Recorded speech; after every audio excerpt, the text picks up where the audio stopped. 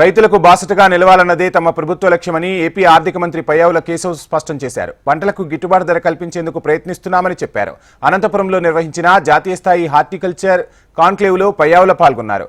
Anantapuram horticulture hub కావాలన్నదే CM Chandrababu కల అని, ప్రకృతితో పోరాడి పంటలు పండిస్తున్న రైతులకు ఈ వేదిక అంకితమన్నారు పయ్యావుల కేశవ్.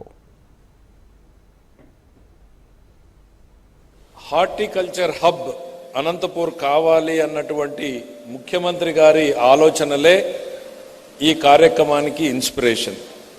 భిన్న వాతావరణ పరిస్థితులను, ఆటుపోట్లను తట్టుకుని కష్టాలను, నష్టాలను అధిగమించి ప్రకృతితో అనునిత్యం పోరాటం చేస్తున్నటువంటి అనంతపురం జిల్లా రైతాంగానికి ఈ హార్టికల్చర్ కాన్క్లేవ్ అనేటువంటిది అంకితం. దాని ప్రధాన ఉద్దేశం కూడా ఆ రైతన్న జీవితంలో ఎంతో కొంతైనా మార్పు తీసుకురావాలి అన్నటువంటిదే ఈ ప్రధాన ఉద్దేశం.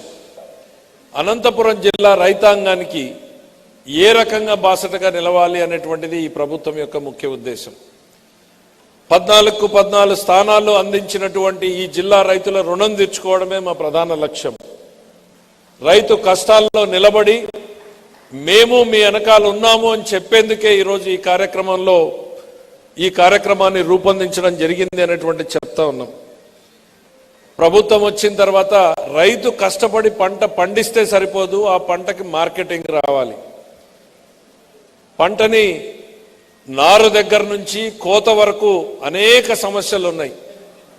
ప్రీ హార్వెస్ట్ ఏంటి, కోతకు ముందేంటి, కోత తర్వాత ఏంటి, మార్కెటింగ్ ఏంటి. ఇవాళ మనం చూస్తున్నాం, మిర్చి పంట మనం పండిస్తే పోయిన సంవత్సరం 20,000 ఉంటే ఈ సంవత్సరం 14,000కు పడిపోయింది.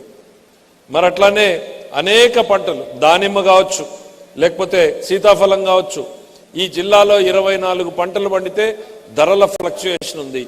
ఉన్నంత వాటిలో బెస్ట్ ప్రైజ్ని మనం ఎట్లా అందుకోవాలి.